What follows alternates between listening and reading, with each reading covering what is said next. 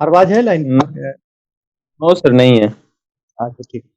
वो हम सर्च किए थे वाइटल साइन पर, जो बात बोला था वो वाइटल साइन में किसी भी बुक में या नेट पर भी 4 ही है। ये blood pressure, respiration, body temperature और पल्स। ये फंडामेंटल इतना ही है, इसमें कुछ भी ऑक्सीजन कहीं पर नहीं है, ठीक है। अब उसके आधार पर एक और क्लिनिकल जोड़ा गया है। क्लिनिकल वाइटल साइन रखा गया। Clinical vital sign hospital to hospital vary करता है, और ज्यादातर यूनाइटेड स्टेट यूएस का जो हॉस्पिटल है ना, उसके आधार पे चलता है। उसमें ऑक्सीजन ही नहीं, कई चीज को जोड़ा गया है। ऑक्सीजन कंसंट्रेशन,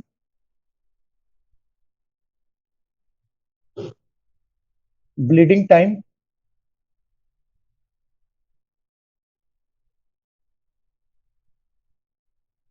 उसके बाद प्रोथ्रोम्बिन्स का लेवल, मतलब कि factor 8,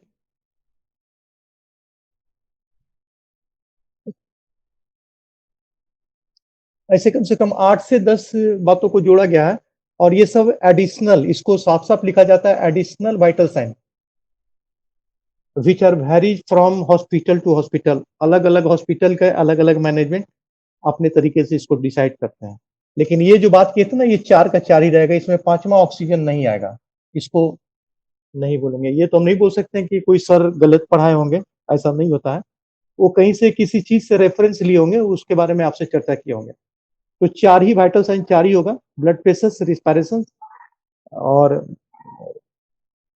pulse and body temperature.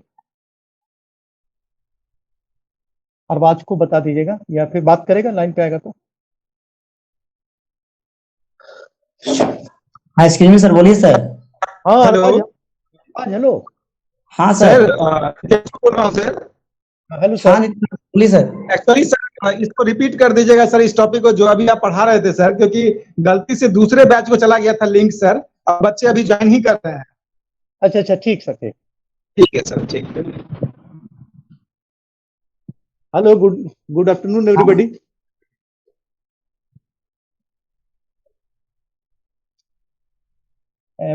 पहले अरबाज वाला जो प्रॉब्लम मॉर्निंग में था उसको क्लियर कर लेते हैं।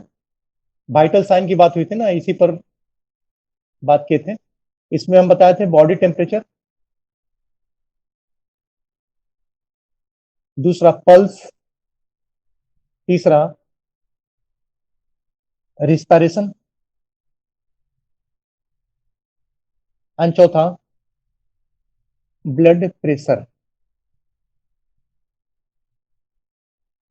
ये फंडामेंटल या बेसिक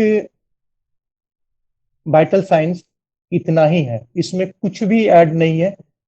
मैंने लगभग सभी बुक्स देख लिए और नेट पे भी सर्च किए, ये 4 ही है। और ये हम नहीं बोल सकते हैं जो सर आपको पढ़ाएंगे वो गलत पढ़ाएंगे, ये एकदम बिल्कुल गलत कहना है मेरा।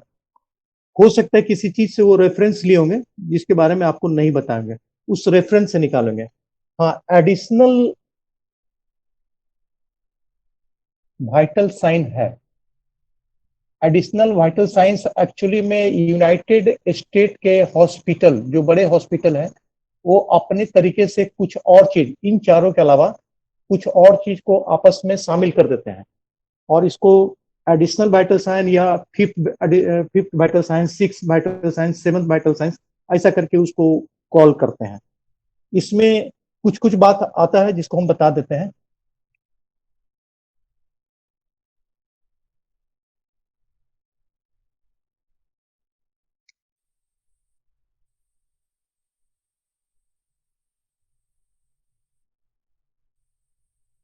इसमें फैक्टर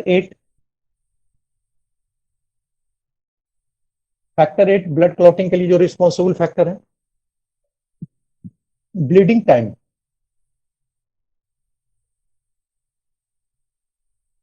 उसके बाद ऑक्सीजन कंसंट्रेशन। कुछ लोग लीवर फंक्शन,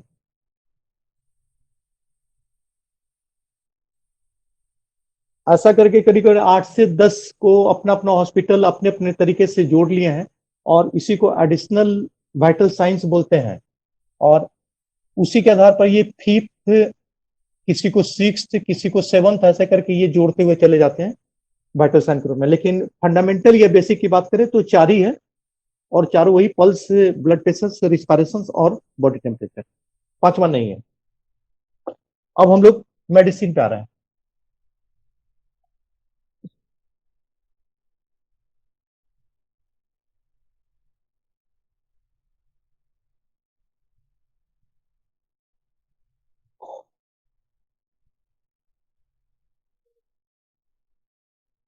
लास्ट क्लास हम लोग लीवर सिरोसिस पर छोड़े थे, और लीवर सिरोसिस में introduction, type and aetiological factor, इतनी बातों पे हम लोग डिस्कस किए थे।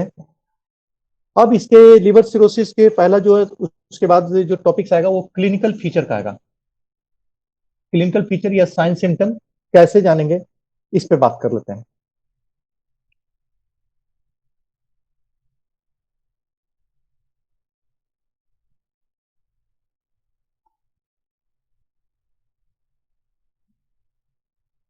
क्लिनिकल फीचर में बोलता है कि प्रोलॉन्ग टाइम्स, बहुत लंबा समय तक एसिम्प्टोमेटिकली, बहुत लंबे समय तक ये एसिम्प्टोमेटिकली, मतलब पेशेंट में किसी तरह का कॉम्प्लिकेशंस नहीं क्रिएट करता है, और पेशेंट को वर्षों, 2 साल 3 साल तक तो पता भी नहीं चलता है कि इतने बड़े प्रॉब्लम से वो सफर कर रहा है।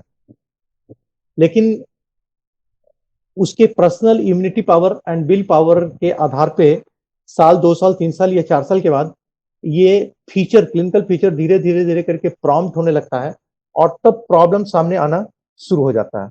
इसमें फर्स्ट जो सिम्टम आएगा, ये पहला तो ये होगा कि प्रोलॉन्ग टाइम तक एसिम्प्टोमेटिकली, बहुत लंबे समय तक उसका सिम्टम पता नहीं चलेगा।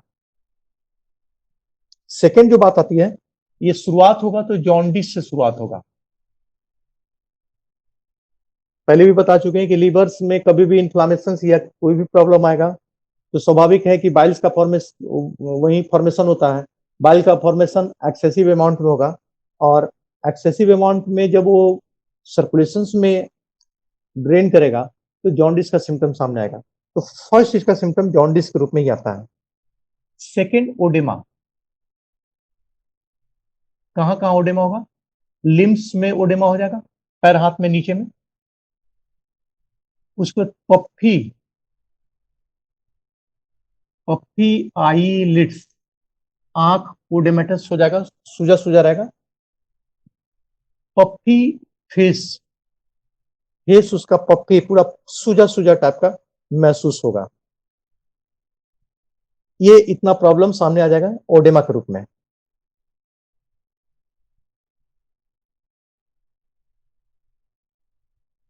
उसके बाद ascites,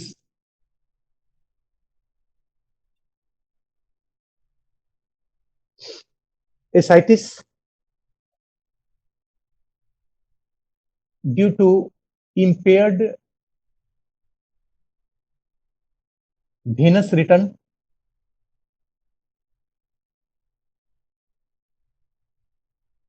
accumulation of fluid,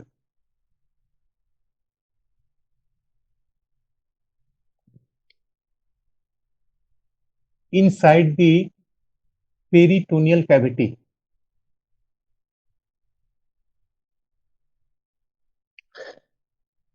liver चूंकि मेटाबॉलिज्म को कंट्रोल करता है, उसका साथ देता है थायराइड के साथ, तो वेनस रिटर्न इसका स्लो हो जाएगा। हमारा मेटाबॉलिज्म स्लो होगा, वेनस रिटर्न स्लो होगा, और वेनस रिटर्न स्लो होने की वजह से एसाइटिस का प्रॉब्लम सामने आ जाएगा। एसाइटिस में लेंगे सूजन हो जाएगा, पेट में पानी का जमाव हो जाएगा। उसके बाद स्प्लीनोमेगाली,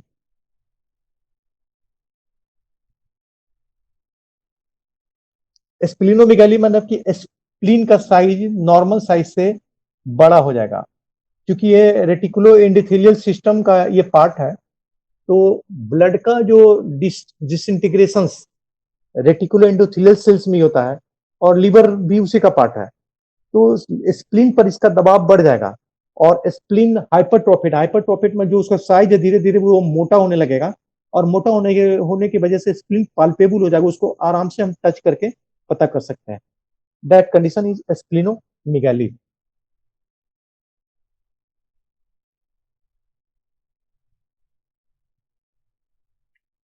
उसके बाद आ जाता है इंडोक्राइन। इंडोक्राइन चेंज में मेल और फीमेल्स में अलग अलग हो जाएगा। पहले मेल में, तो मेल में ये बड़ा एबनॉर्मल बिहेव करेगा, और abnormal synthesis retention of estrogens, जबकि फीमेल्स हार्मोन्स है। अगर एस्ट्रोजन एस्ट्रोजन की बात करें तो एस्ट्रोजन फीमेल्स हार्मोन्स हैं, लेकिन इसका सिंथेसिस बहुत नेग्लिजिबल अमाउंट में मेल में होता है। लीवर सिरोसिस के केसेस में रिटेंशन इसका बहुत फास्ट हो जाएगा, तो फास्ट हो जाएगा तो कुछ सिम्टम सामने लाएगा मेल में। क्या लाएगा? तो बोलता है कि लॉस ऑफ लिबिडो,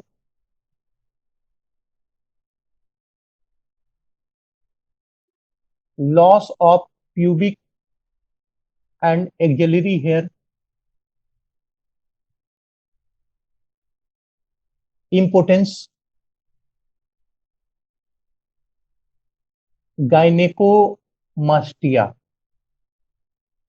मेल में इतना प्रॉब्लम सामने आ जाएगा। उसका टेस्टिकुलर एट्रोफी,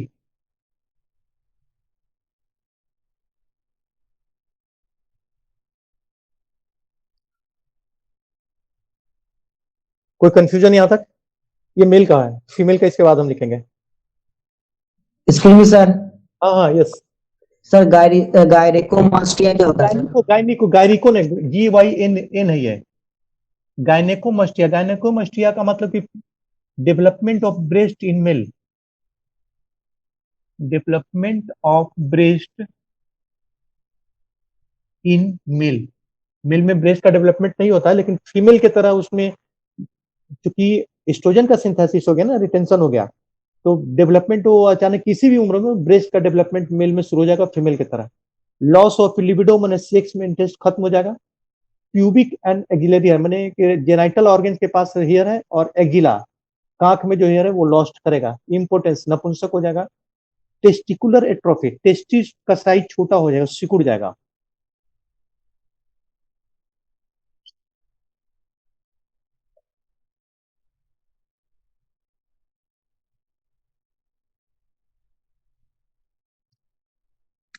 फीमेल की बात करें, सेम, लॉस ऑफ लिबिडो, स्टरलिटी, उसको एमेनोरिया,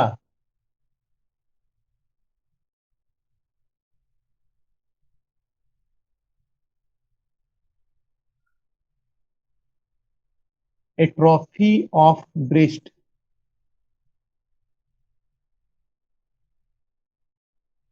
ये फीमेल में आ जाएगा। एमिनोरिया का मतलब है कि वो लॉस्ट कर जाएगा, मेंस्ट्रुअल साइकिल लॉस्ट कर जाएगा उसका, धीरे धीरे करके बंद हो जाएगा। तो इतना ये फीमेल में चेंज हो जाएगा।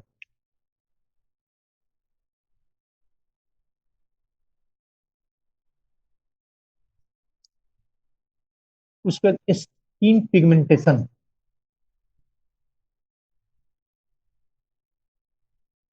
ग्रेसी इन कलर, चाहे उसका स्किन का कलर कुछ भी हो, गोरा हो सांवला हो, greyish in colour. Greyish in colour के बाद धीरे धीरे ग्रीस लगे कि ये स्किन पे ग्रीस लगा गया है, और ब्लैक, काला की तरफ, कालापन होने की तरफ वो बढ़ना शुरू हो जाएगा। तो जो सांवले होते हैं या काले होते हैं उससे हटके ये कालापन साफ साफ दिखेगा, लगे कि पेंट चढ़ाया हुआ है, स्याही रंग का पेंट उस पर, ब्लैक स्याही का पेंट चढ़ा दिया है। तो skin pigmentation, hyper pigmentation deep colour का हो जाएगा एंड ग्रेसी कलर का हो जाएगा। ये पूरे शरीर में सर से लेकर पांव तक ये देखने को मिलेगा, एकदम चेहरा काला दिखाई देने लगेगा।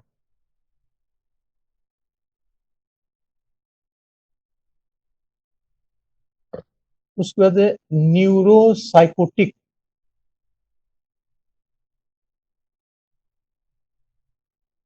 प्रॉब्लम। न्यूरोसाइकोटिक प्रॉब्लम में कि वो अनयूजुअल चीयरफुल, मैंने बिना कारण का वो खुश नजर आने लगे, दुखी की जगह बिना कारण का शुरू शुरू में वो खुश नजर आने लगेगा। उसके बाद एबनॉर्मल बिहेव, कुछ समय के बाद एबनॉर्मल बिहेव उसका शुरू हो जाएगा।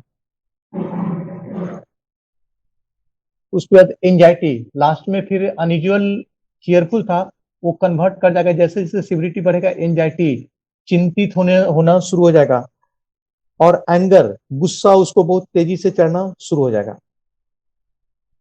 अगर पूरे को एक लाइन में बात करें तो पर्सनालिटी डिसऑर्डर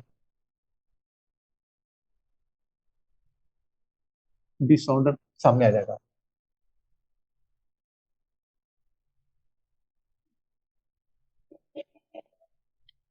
उसके बाद फीवर आ जाएगा। फीवर सब में नहीं आता, लेकिन करीब 30% पेशेंट जो सफर कर रहे हैं इसमें फीवर आ जाएगा। और फीवर ज्यादातर लो ग्रेड का रहेगा, मतलब कि 99 degree Fahrenheit to 100 degree Fahrenheit के बीच में रहेगा, बहुत ज्यादा फीवर ये नहीं रहेगा।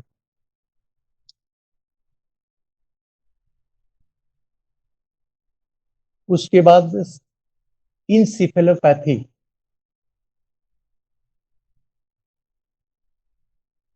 इंसेफेलोपैथी में कंससनेस का प्रॉब्लम रहेगा, डिसओरिएंटेड हो जाएगा।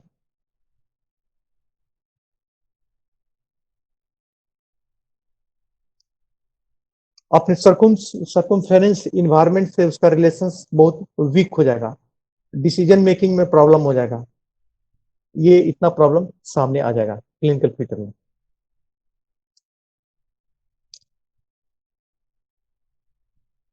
अगर ब्लड में आते हैं हेमेटोलॉजी में,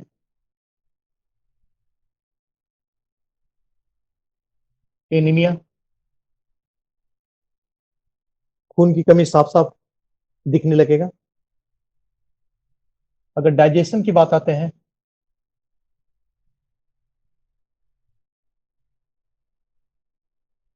उसमें नौजिया आ जाएगा, वोमिटिंग आ जाएगा, उसके बाद डायरिया,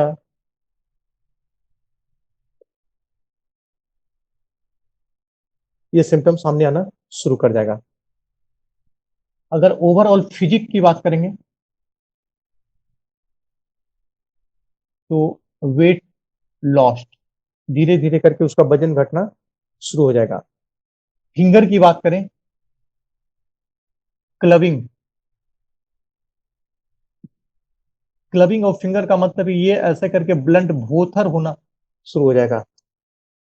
अगर उंगली की बात करें, ये उंगली है, ये नाखून है, तो ये भोथर होना है, ब्लंट टाइप का हथौड़ा की तरह कन्वर्ट करना शुरू हो जाएगा।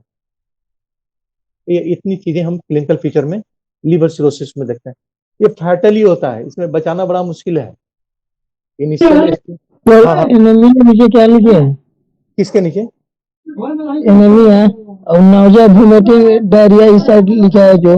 ओके ओके, हेमेटोलॉजी मतलब ब्लड में क्या चेंज आएगा, तो ब्लड में मुख्यतः एनीमिया खून की कमी सामने आ जाएगी, स्वाभाविक है। उसको डाइजेस्टिव सिस्टम में क्या दिक्कत करेगा, तो डाइजेस्टिव सिस्टम में नौजिया मैंने वोमिटिंग का टेंडेंसी डेवलप कर जाएगा, वोमिटिंग भी शुरू रह सकता है, एंड डायरिया, फ्रीक्वेंट डायरिया, मैंने दवा लेगा ठीक होगा फिर से डायरिया हो जाएगा। खासकर फैट के डाइजेशन में उसको बहुत प्रॉब्लम आएगा, जैसे उसको फैटी डाइट देंगे बस वो डायरिया का सिम्टम सामने आ जाएगा। उसके बाद वेट लॉस, जनरल की बात करें तो वेट लॉस, उसका वजन धीरे धीरे करके घटने लगेगा। उसके बाद फिंगर, ऑर्थोपेडिक्स में आता है, तो फिंगर जो है ना, तो फिंगर ऐसे पॉइंटेड है ना, यहाँ पर इसका एपेक्स है, लेकिन वहां पे ब्लंट हो जाएगा, ब्लंट मैंने एकदम बिल्कुल ऐसे करके भूथर हो जाएगा आगे में जाके। ये जो है ना, इसका साइज जो है ना, ये बढ़ जाएगा ऐसे करके, भूथर हो जाएगा, तो इसी को हम लोग क्लबिंग ऑफ फिंगर बोलते हैं। ये इतना symptom clinical feature liver cirrhosis में हम लोग देखते हैं। अब इन्वेस्टिगेशन पे आता है।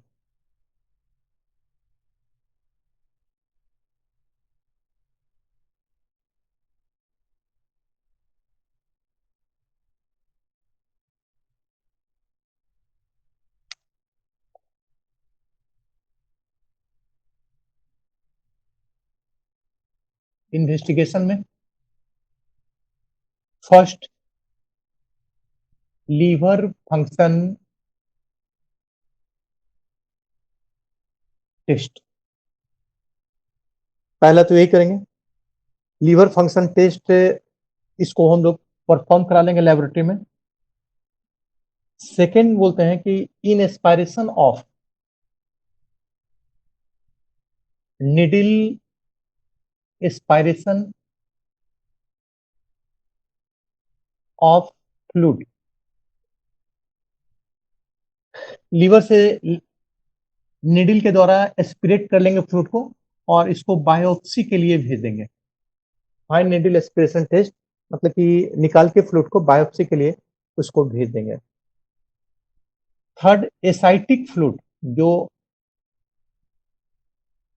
पेरिटोनियल कैविटी में फ्लूइड जमा है, इसको भी निकाल के देख लेते हैं।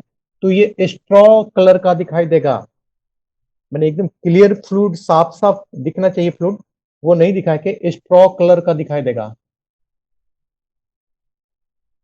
जबकि क्लियर फ्लूइड होने एकदम साफ पानी की तरह दिखना चाहिए। एंड ट्रांसुडेट,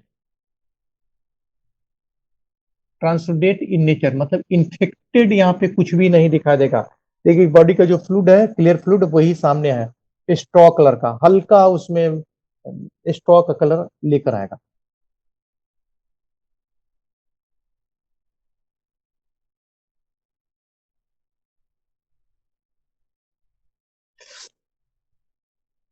उसके बाद radio isotopic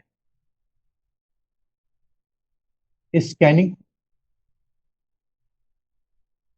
it mean CT scan करा के उसको, रेडियोथेरेपी से सीटी स्कैन करा के उसको हम लोग देख लेंगे। नेक्स्ट अल्ट्रासाउंड, नेक्स्ट बैरियम मिल एक्सरे। बैरियम मिल एक्सरे का मतलब है ओपेक सब्सटेंस को, फ्लूइड को पिलाया जाता है, पिलाने के बाद उसको सर्कुलेट होने देने होता है। उसके बाद लीवर का हम एक्सरे निकालते हैं डिजिटली। तो निकालेंगे ना, तो उसमें छोटा छोटा छोटा छोटा इस ढंग से पैचेज, जहां जहां सिरोसिस है उस जगह पर ये पैचेज साफ साफ आपको दिखाई देना शुरू हो जाएंगे। एकदम साफ लगे कि यहाँ पे कुछ ओपिक सब्सटेंस जाके जम गया है। तो ये हॉलो स्पेस है जो टिश्यूज को डेथ करने के बाद बना, उस स्पेस में यहाँ पे वो फ्लूइड, ओपिक फ्लूइड आके जम जाता है। तो ये बैरियम मिल एक्सरे में हम आपको ऐसा कुछ दिखाई देगा।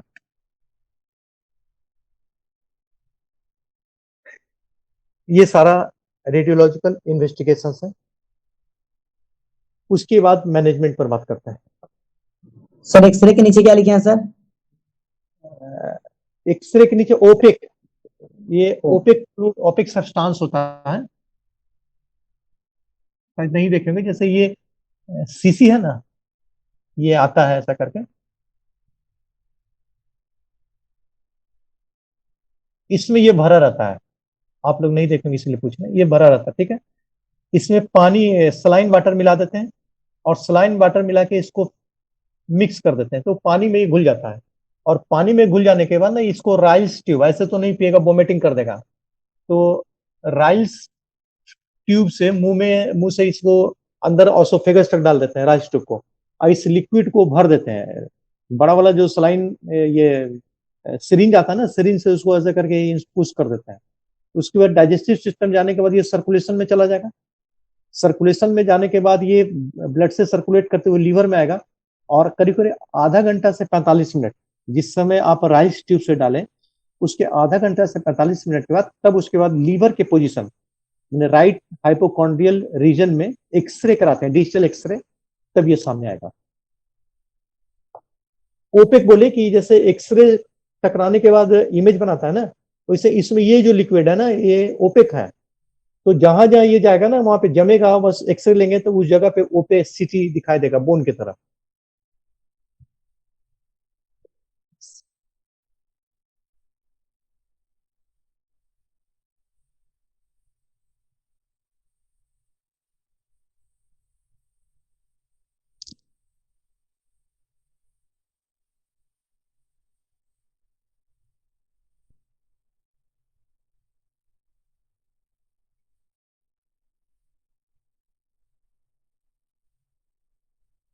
मैनेजमेंट की बात करें, पहला तो रेस्ट, कंप्लीट रेस्ट, एकदम से जब तक क्योर नहीं हो जाता है तब तक उसको बेड रेस्ट पर ही रहना है। सिर्फ एडीएल एक्टिविटी बस इतना ही के लिए अलाउ रहेगा। सेकेंड, डाइट में आ जाते हैं। डाइट में easily digestible diet, easily digestible में जो मर्जी सो नहीं देंगे। कार्बोहाइड्रेट सबसे ज्यादा देंगे। उसके बाद नेक्स्ट हम देंगे प्रोटीन।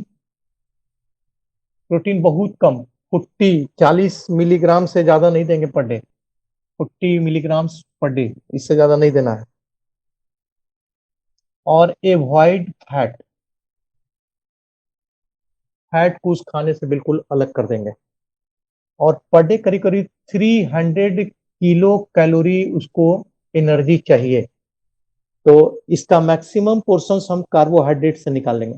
कार्बोहाइड्रेट में मिक्स्ड पोटैटो, जिसको हम लोग चोखा बोलते हैं, उसके बाद शकरकंद, स्वीट पोटैटो या खीर, मिल्क डाइजेस्टेबल होता है तो उससे खीर मैंने स्वीटेंड राइस, ये सब से निकाल लेंगे।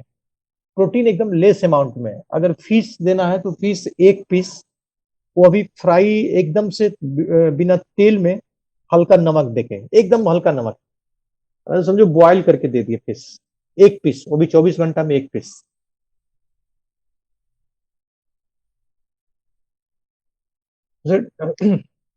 डाइट में लो सॉल्ट,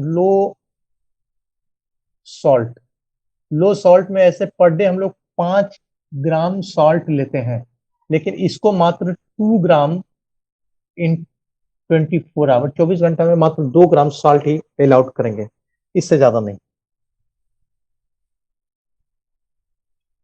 सॉल्ट ज्यादा देंगे रिटेंशन बढ़ेगा, जितना फ्लूइड का एक्युमुलेशन है वो उतना बढ़ता जाएगा,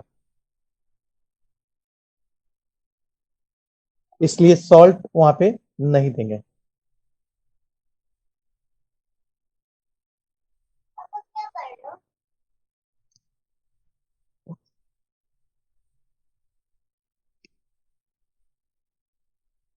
ड्रग्स की बात करते हैं। ड्रग्स में डाईयूरेटिक्स,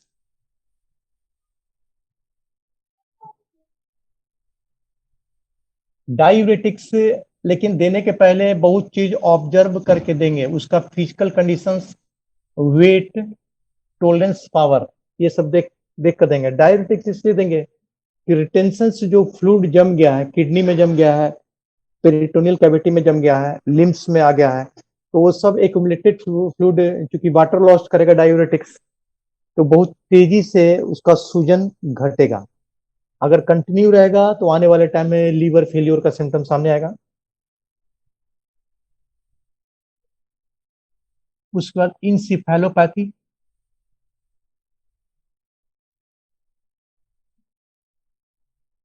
इंसेफेलोपैथी की बात करें तो इसका मैनेजमेंट प्रॉपर केयर के आधार पे, इसमें लीवर सिरोसिस का मैनेजमेंट नहीं चलता है। सेडेटिव ड्रग, अगर एंजाइटी है तो लो सेडेटिव ड्रग देंगे रात में सोने के लिए, 0.25 mg, 0.5 mg, वो डिपेंड करता है सीवियरिटी कितना है उसके आधार पे।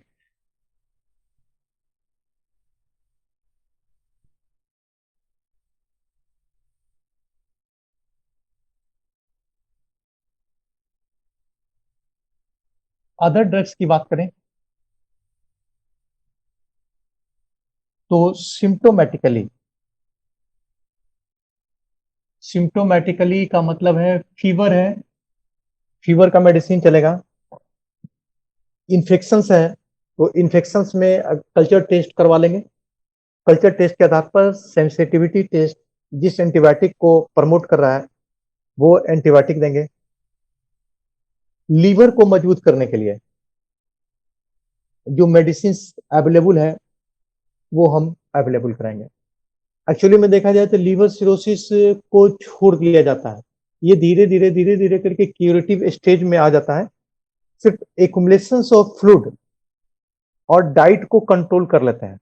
बहुत ज्यादा इसका मैनेजमेंट हम लोग नहीं दे सकते हैं।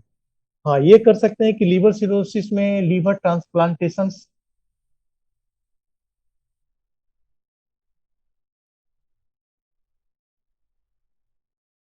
किसी परिवार के, उसी के परिवार का किसी पर्सन का लीवर को लेके वहां पे ट्रांसप्लांट कर सकते हैं।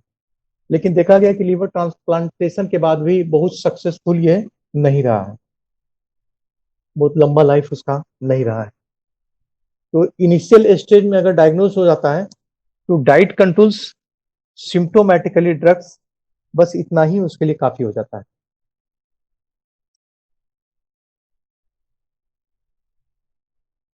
अब इसको लिख लेते हैं।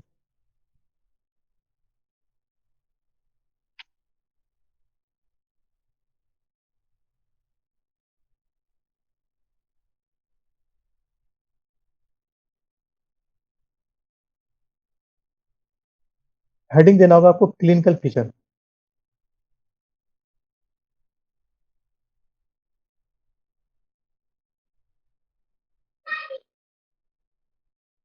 लिखें, about 1/3 of the cases, about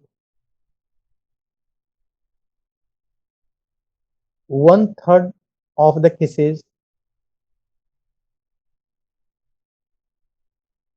remain asymptomatic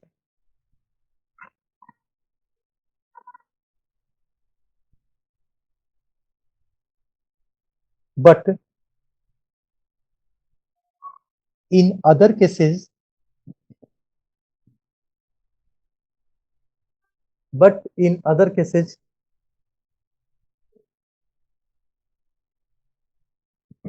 the clinical features vary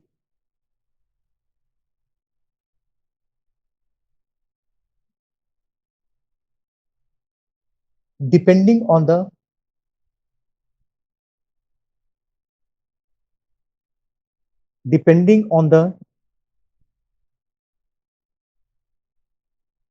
type of cirrhosis,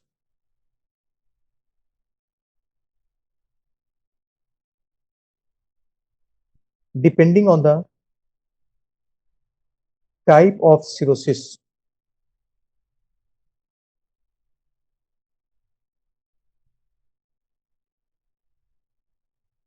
The common clinical features are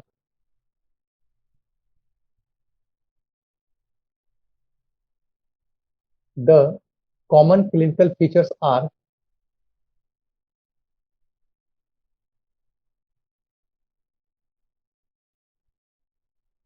पहला में jaundice,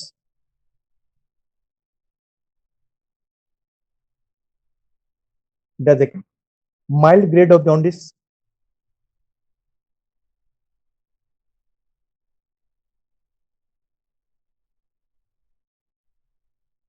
second oedema,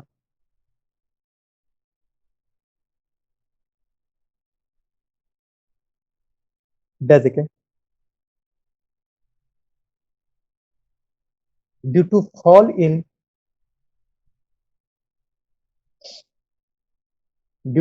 in plasma osmotic pressure,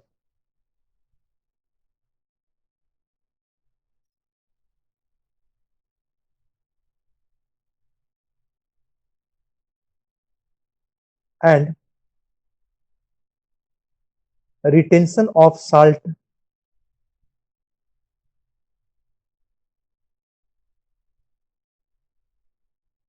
in tissues, retention of salt in tissues.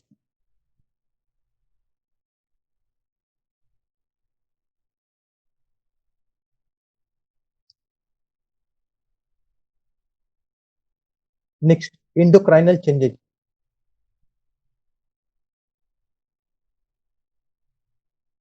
These changes are These changes are possible due to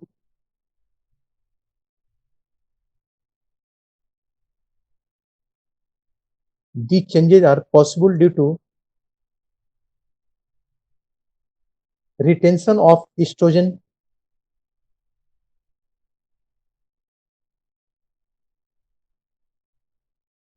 full stop, retention of estrogen, OESTROGEN,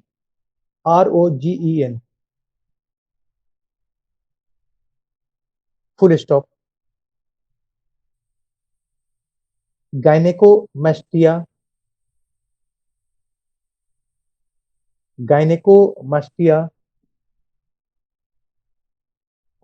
testicular failure, atrophy,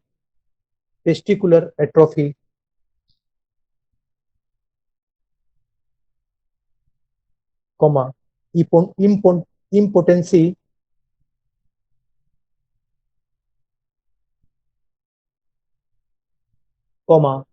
loss of libido,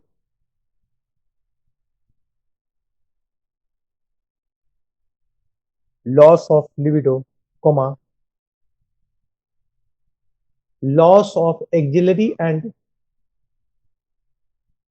pubic hair,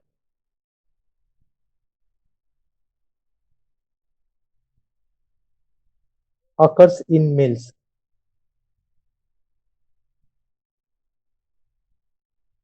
pubic Hair occur in male.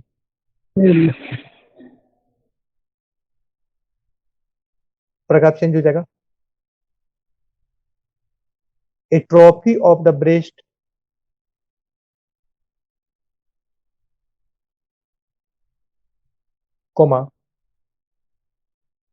irregular menstruation,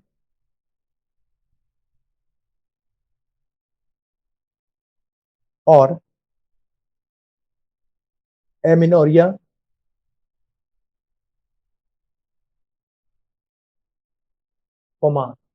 sterility may occur in male. Sir female होगा ना sir? Female में हाँ, occur in female, sorry, occurs in female.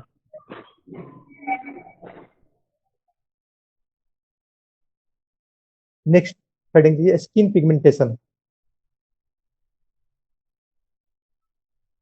क्या बोले सर? Next topic है skin pigmentation. Skin का colour, skin pigmentation.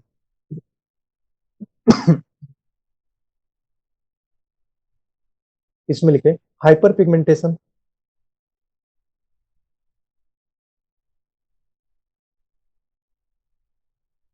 Due to excessive deposition of melanin,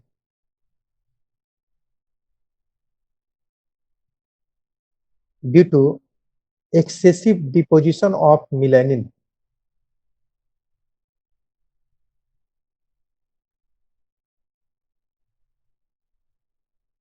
next में fever.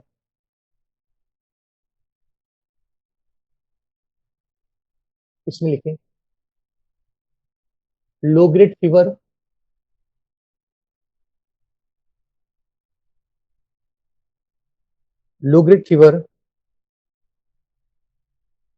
in 30% of the cases.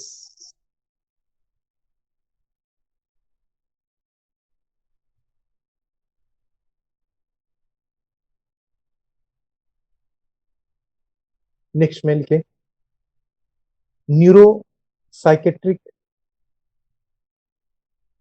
Problem,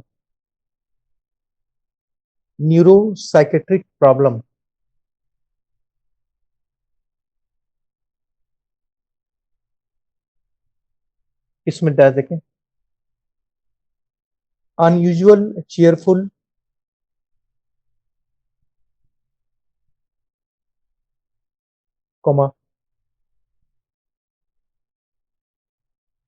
abnormal mental behaviour. क्या बोले हैं sir? Abnormal mental behaviour, इसके पहले unusual cheerful,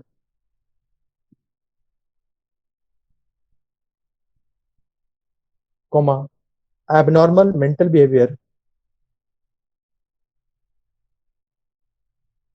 comma personality disorder,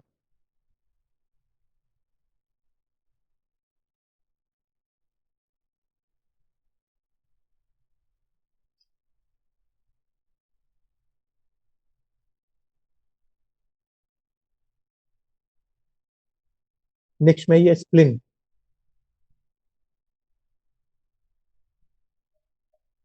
sir next में क्या बोले सर? स्प्लिन स्प्लिन, इसमें डैश देके लिखना है स्प्लिनोमेगाली,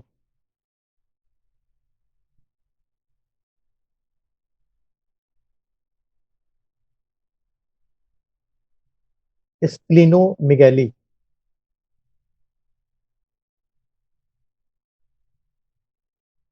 due to congestions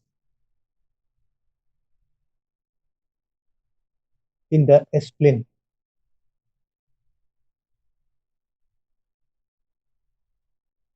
and hypersplenism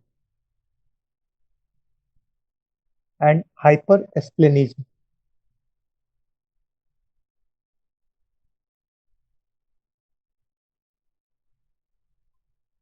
next में लिखे ascites,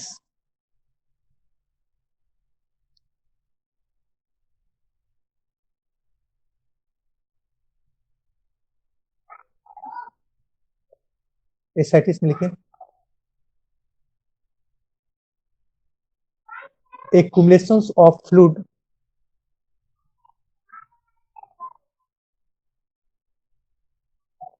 is common in body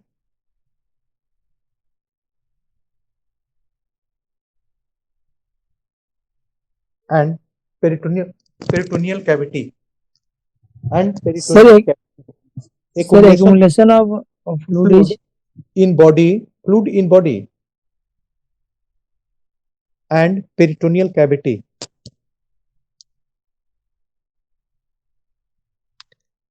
and peritoneal cavity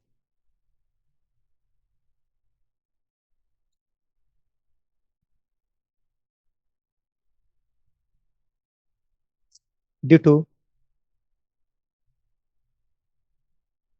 low plasma osmotic pressure,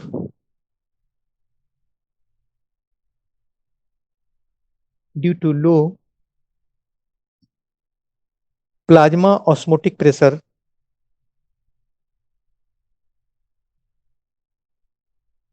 obstruction of lymphatic channel,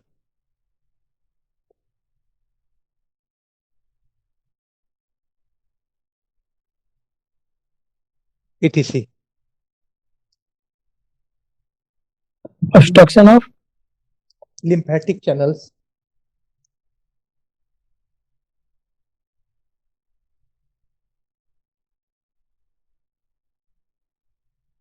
etc. कर लीजिए।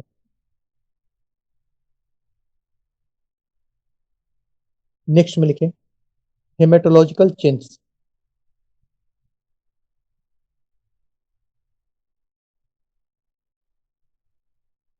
इसमें लिखना है mild to moderate grade of anaemia,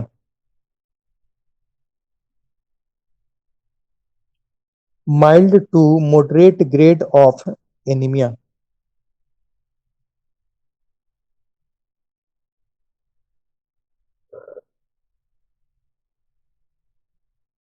next digestive system,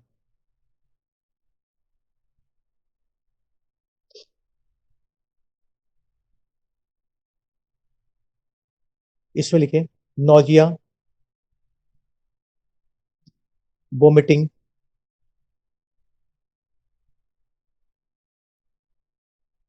diarrhoea,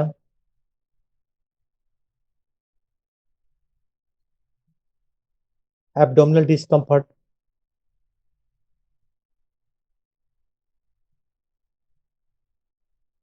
anorexia, etc.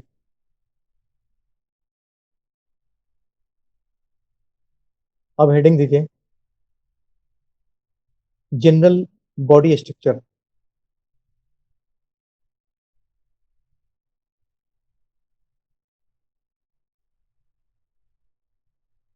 इसमें लिखें loss of wait,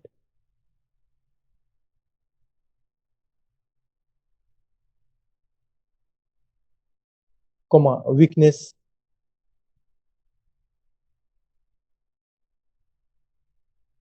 unusual tiredness,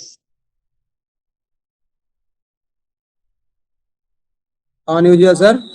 unusual tiredness थकावट, TIREDNESS,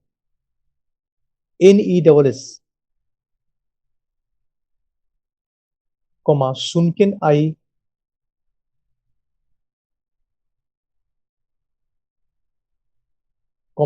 hollowed cheek,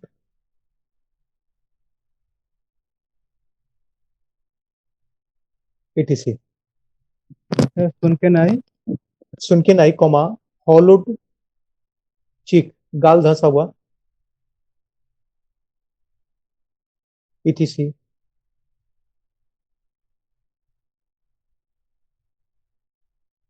इसी में पैराग्राफ चेंज करके लिख सकते हैं क्लबिंग ऑफ द फिंगर,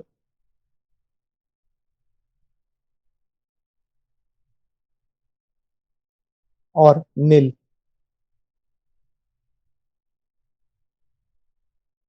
और द नील।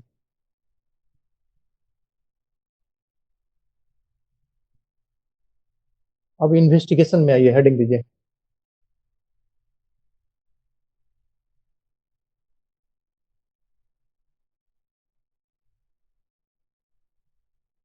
इन्वेस्टिगेशन में first liver function test,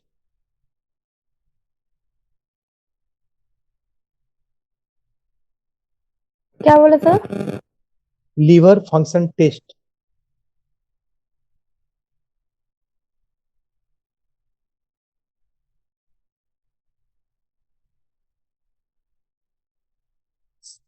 second में आइए test of ascitic fluid,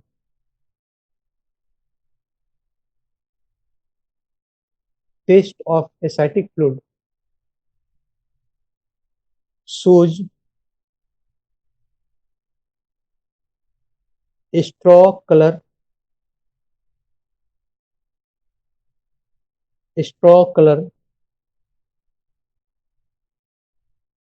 and transudate in nature,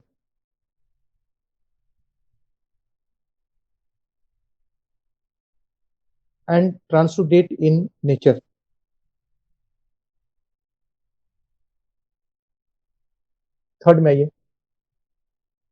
needle aspiration biopsy,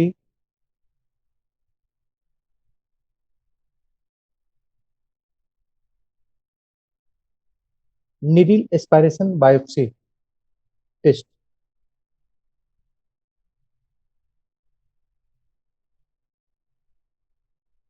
next में radiological examinations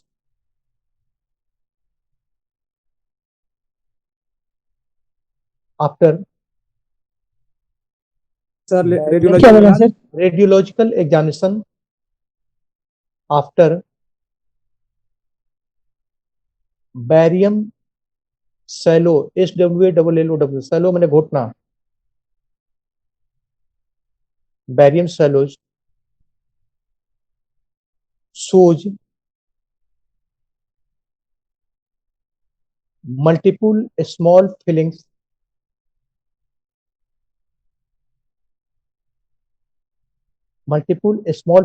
defects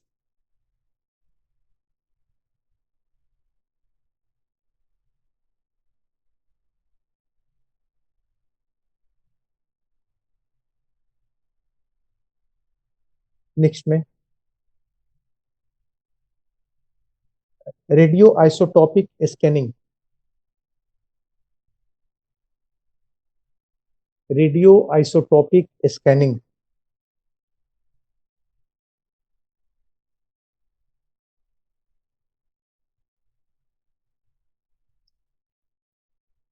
Next, ultrasound and CT scan.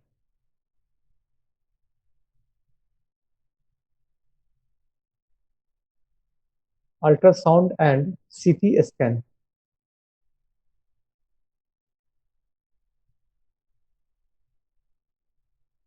Is the most reliable diagnostic process of diagnostic is the most reliable विश्वसनीय reliable diagnostic process of cirrhosis.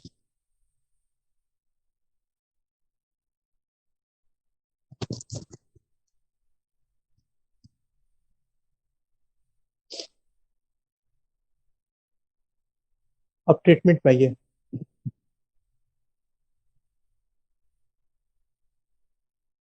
Treatment में पहला rest,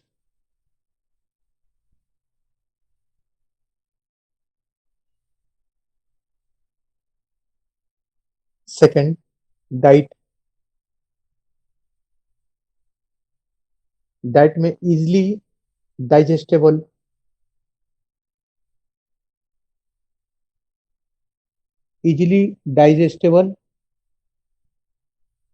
and acceptable food.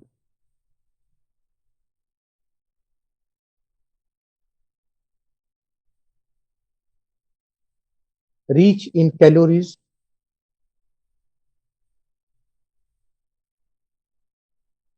(300 kilocalorie per day). 300 kilocalorie per day. Derived mostly from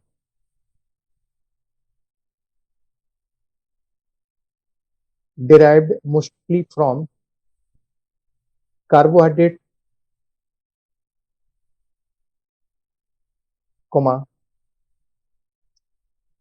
proteins is permissible. Protein is permissible only 40 mg per day, but avoid fat.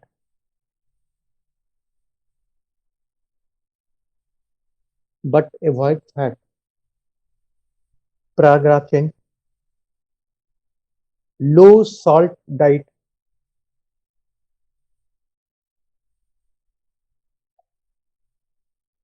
not 2 grams,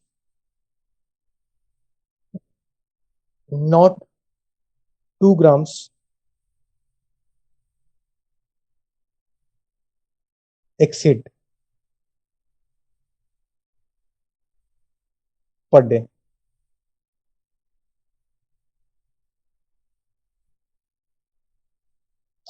next में drugs,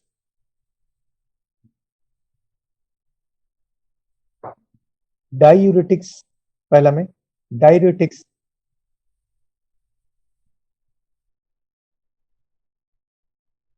may be given orally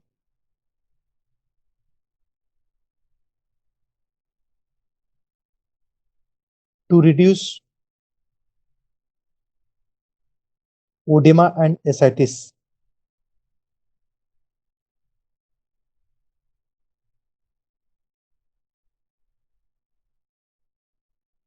To reduce edema and ascites. Next,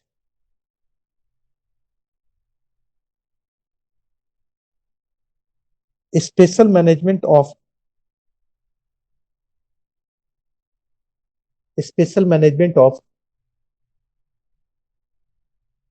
hepatic encephalopathy.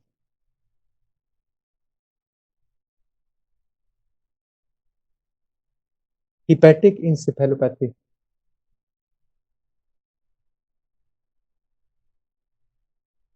Next, other drugs. Next, other drugs. इसमें लिखें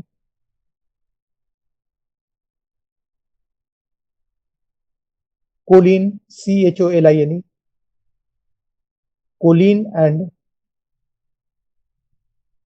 methionine, METHIONINE,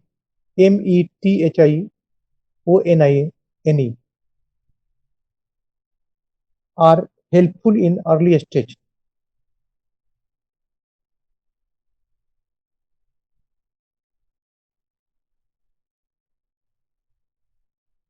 Are helpful In only early stage.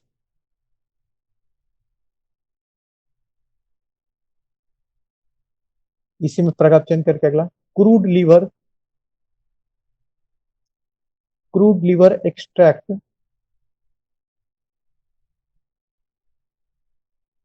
Given parenterally. Sir फिर से बोलिएगा। Crude CRUD crude liver extract EXTRACT extract given parenterally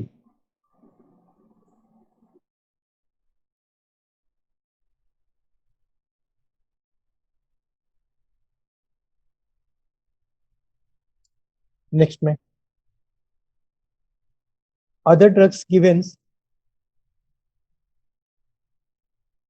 drugs given symptomatically.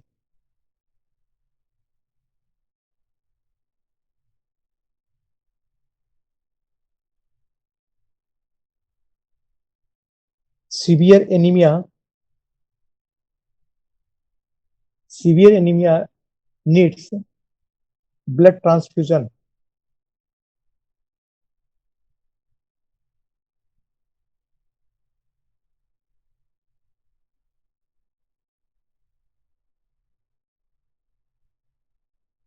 Surgical में लिखिए surgical management में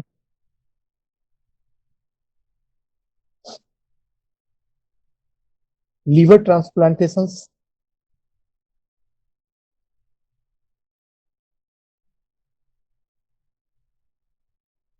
transplantations is done to prevent the liver transplantation is done to prevent the life of patient, to prevent the life of patient.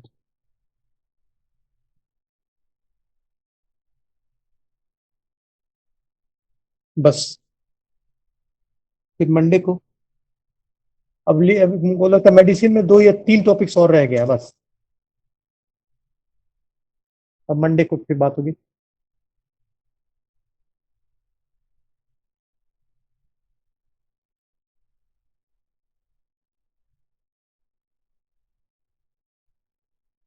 क्या हुआ की class हुआ का अमित ही class में आ रहे हैं अमित पता नहीं सर आज 1 घंटा क्लास है। तो लेट हो गए आज 3 से 5 तक क्लास है। रूटीन देखो। सर तो लेट हो गए। अरे तो भैया अभी 3 से 5 कहाँ हुआ है तो 4 ना हुआ अभी। आज 1 ही घंटा होगा। हम 3 से 5 तक पढ़े हैं। 3 से 4 तक क्लास है आज भाई। सागर तुम बॉडी सागर बब्बू तू ऐसे मत रहा यार। क्या दिक्कत है आपको?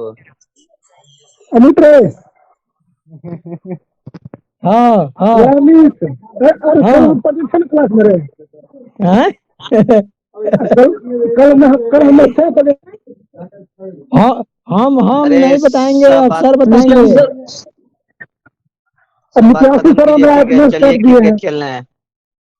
सब किसी का अटेंडेंस काट दिए हैं। बब्बू जाओ जिम करो बब्बू जाओ जाके जिम कर तू। क्रिकेट खेलने चलो क्रिकेट खेलने टाइम हो गया है। कौन फी पेड कर दिया है? चलो चलो हम पे कर दिए हम पे कर दिए हैं। हम अभी नहीं किए हैं। ए अमित हाँ अमित हाँ मैसेज आया तुम्हारे पास? हाँ ऐसे करने के लिए